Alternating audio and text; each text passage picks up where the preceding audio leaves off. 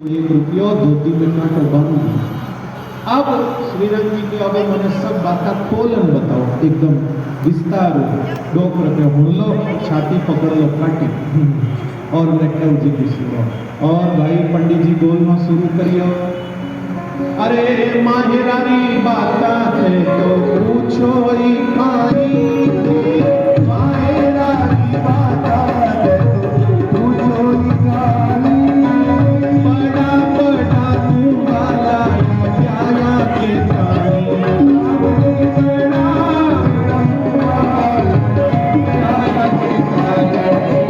छोटी मोटी तुम बढ़िया अंतर न जी छोटी मोटी तुम बढ़िया अंतर तो बरता दो खाने सारे परिवार आपकी तो बरता दो खाने सारे परिवार एक तो लाया छे नरसी कपड़ा हंदी कोट जी एक तो लाया छे नरसी कपड़ा हंदी कोट पांच सात तो पीला पीली लंगो तो पांच सात तो पीला अरे प्यायण जी के ताई मारा लाया छे विशेष जी प्यायण जी के ताई मारा लाया छे विशेष सवा सवा शेर कोचे भिड़ियो एका सवा सवा शेर कोचे भिड़ियो एका भगत भजन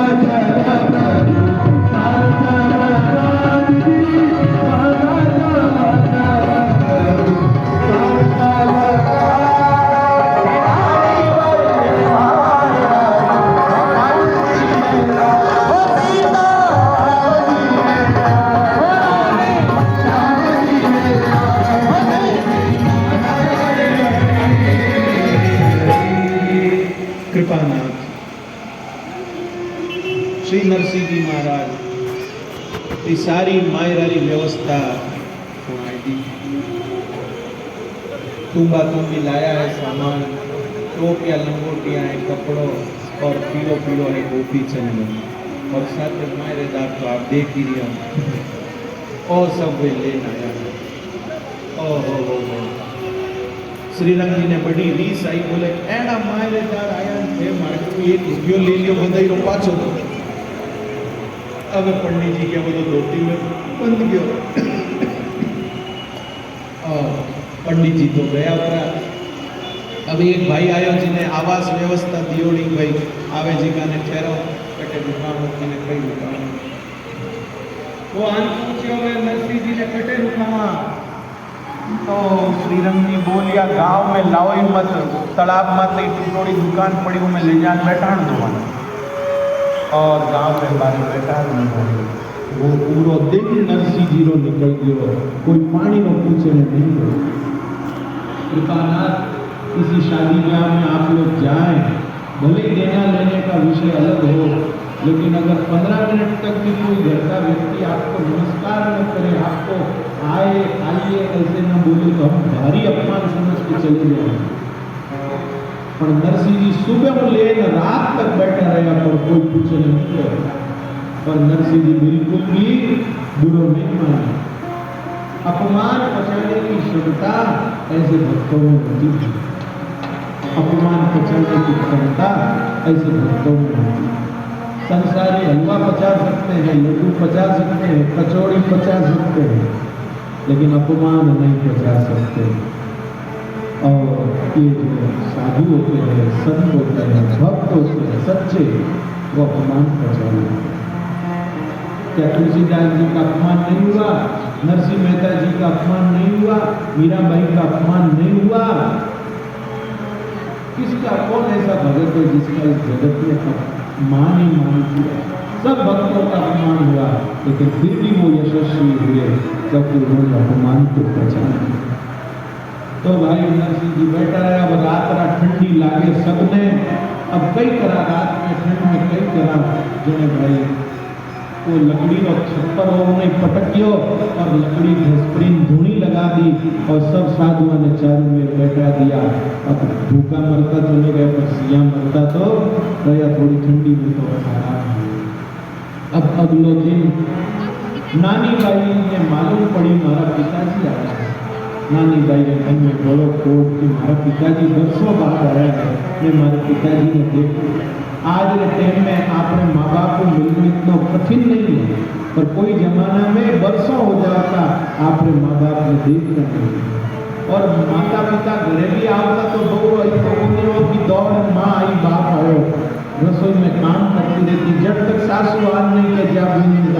पिताजी आए हम लोग मजा आई जाती, इसको कायदो हो वो एक अलग बात ही है। नानी बाई ने भी मन में आया मारा पिताजी आया मैं वहां दर्शन करने आऊं और मायरेदार बनने आया तो वहां स्वागत करो। आपकी सहेली ने कहा भाई जी आलो पे सुबह आया बैठा हूँ आलो पे आलो मारा पिताजी आया है गीत गाओ ने आलो लोग के थारो बाप दे को नहीं पाव गुड़ी यो हुना गला कौन फाड़े भाई कोई मैं तो नहीं हाला सब नटकी लुगया तो दो जणिया ही मैं कह ठीक है मैं चाला तो करी पर मैं गीत नहीं गावाला हो हाँ गीत नहीं गावाला पर हाथे हाला नानी भाई बोली साथे चालो जी की बात जो और भाई दो सहेलिया ने साथे ले नानी भाई नरसिंह जी रो स्वागत करने आई। नरसिंह जी मिली नरसिंह जी ने प्रणाम करियो। नरसिंह जी नानी भाई रे मस्तक माथे हाथ फेरियो और क्यों भाई तू ठीक तो है सोरी तो है कोई तकलीफ तो नहीं राजी खुशी री सब बात पूछी और अब कृपानाथ जो है नरसिंह जी समझ गया नानी भाई कितनी परेशान है घर में। नरसिंह जी क्यों नानी भाई तू हाथ में आप कहीं लेना आई है बोले पिताजी आपने स्वागत रो सामान है बोलो इतो सो कुकू इतने से गुड़ इतने से चावल मानो कई स्वागत हुए तू तो आई नानी बाई थोड़ो ले मारे साधुड़ा रे गोपी चंदन लागे सवासे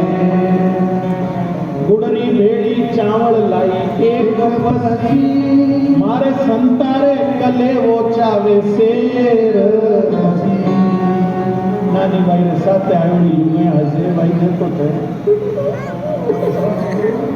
ए भाई देखो आपकी बेटी कनु मांगता है हलम नहीं आ रहा आपकी बेटी ने के इतो कोई कुकू लाई नहीं तो कोई गुड़ लाई ए भाई आके याने जिमाऊ ने आई है ए भाई टीको काटने तो इतो कुकू आई ने के माने इतो कई लाई इतो चाहिए भाई बेटियों मांगे जी का कई ये हाल भाई आपा तो घरे आलो नहीं तो हमारा आपा ने छोड़ी पाटला छोटा लियो हालो हालो हालो लुगाया गई थी। नानी बाई नरसिंह जी ने कहे पिताजी ये गलाया खाने करनी पचे कर देता हमें लुगाया पूरे गांव में फिर कह नानी बाई रो बाप भेड़ो आयो नानी बाई रो बाप भेड़ो आयो। नरसिंह जी के गांव में ठा पड़ी जनी तो कोई आई मानो भगत क्या होंगे। नानी बाई वहां से घर गई और जैसे ही घर में गई तो सासू जी तैयार हो गई आ गई बाप को सीधा करके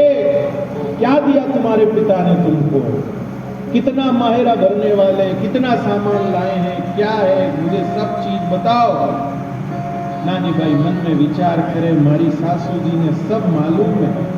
पर तो भी मारे पिताजी की स्थिति जानते हुए भी खाली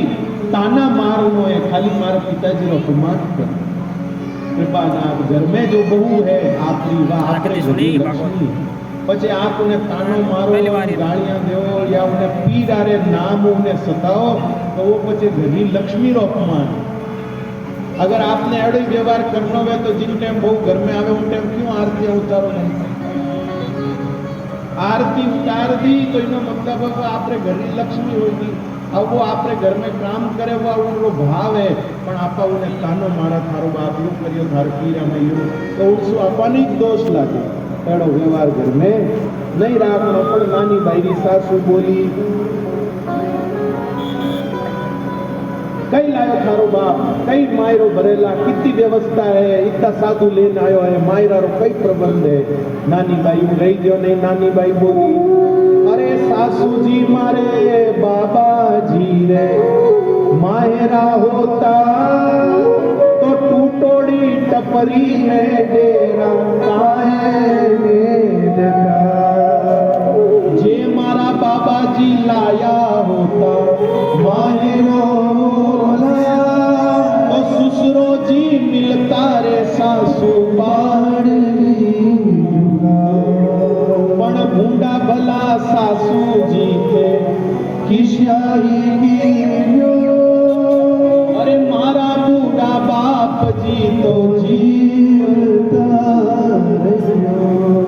अरे बाबा जी ने देखा हूं तो हरी अरे माहेरो नहीं लाया मारे आया तो नानी बाई बोली हे सासू जी अगर मारे पिताजी कने मायर घरनी व्यवस्था होती तो वटे टूटोड़ी टपरी में थोड़ी रुकावता वटे गांव रखा अगर मारा पिताजी मायरो खरीदन लावता तो ससुरो दी सामी जन गले मिलता पर आज कोई वाणो बूढ़ो भी नहीं देखियो जा पर हे सासू जी आप मारे पिताजी ने कितनी भी गालियां दो भूंडा भला सासू जी ते किशाई कीजो ते भले ही मारे पिताजी ने कितो भी कुछ बुरो भलो बोलो पण भाई मारे भावे मारा तो मैं तो आशीष देऊं कि मारा पिताजी जीवता रही क्यों कि बाबा जी ने देखा मैं तो हरी ने भरी कृपानाथ जैसे खेत में गौ माता का गोबर गोमूत्र खाद होता है तो खेत पनपता है ऐसे ही घर में बूढ़े माता पिता घर की खाद होते हैं घर में बूढ़े माँ बाप रहेंगे तो घर पनपेगा घर की खाद घर के बूढ़े माँ बाप होते हैं भाई यदि आपके घर में कोई बूढ़े नहीं हो तो कहीं से लाओ और उनको घर में रखो हाँ लोग है जाने दूजी छोड़ भेजे मन खा कई आपस में बात कृपा नाम बूढ़े बुजुर्ग घर में खाद की तरह होते हैं उनके घर में होने से घर पनपता है जैसे खेत में खाद पड़ती है तो खेत पनपता है ऐसे घर में बुजुर्ग होते हैं तो घर पनपता है तो नानी बाई के बाबा जी ने देखा मैं तो हरी न भरी अरे मायरो नहीं लाया पर मारे आया तो सही भले ही देने लेने को कुछ नहीं लाए पर इस मौके पर मेरी बेटी को आशीर्वाद देने के लिए आए ये कोई कम बात है क्या परम श्रद्धेय स्वामी जी श्री राम सुखदास जी महाराज जी की कही हुई बात है श्री स्वामी जी महाराज कहते हैं श्री स्वामी जी महाराज कहते हैं सपूत और कपूत कैसे बेटा होते हैं श्री महाराज जी कहते हैं जो अपने माता पिता को धन के लिए सताते हैं ये सोना मुझे दे देना ये खेत मुझे दे देना ये फैक्ट्री मुझे दे देना ये दुकान मुझे दे देना मैं सेवा कर रहा हूँ मैं रोटियां घालू हूँ आ दुकान मने दीजो मैं रोट पग दबाऊ हूँ ए गहना मने दीजो मैं खाने दवाइयाँ लाऊं ए रुपया मने दीजो वो बेटा नहीं है बेटा तो वो है जो अपने माता पिता को कहे हे माता जी हे पिताजी आपके पास में जो धन है वो आपकी मर्जी हो वहां देना पर आपकी सेवा का अधिकार आप मुझे दे दीजिए आपकी सेवा मैं क्यों भाई क्यों क्योंकि धन तो आज है काले खत्म हो जावेला पर माई तारी सेवा करन आशीर्वाद लोला पीढ़ी दर पीढ़ी सुख पावला भाई पीढ़ी दर पीढ़ी सुख धन खत्म हो जावे हमारे कुछ साल पहले प्रधानमंत्री जी बोलिया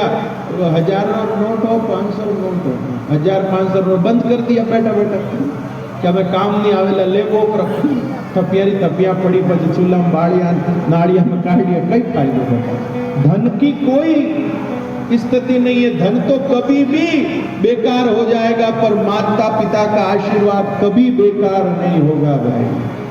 माता माँ बाप का आशीर्वाद कहते नानी भाई बोली भले ही कुछ नहीं लाया पर आशीर्वाद देने आया आई मारे वास्ते जरूर कृपानाथ हर व्यक्ति फायदो देके गाय में भी फायदो देके गाय दूध नहीं दे तो जाने हमें गाय माने कई काम ली पर जो गौ माता दूध नहीं देती है फिर भी आशीर्वाद भरपूर देती है आप लोग सेवा करके आशीर्वाद करो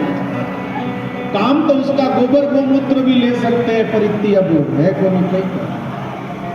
नानी बाई री बात सुनते भाई घर लोग एड़ा ऊंचा नीचे हुआ कि पूछो ही मत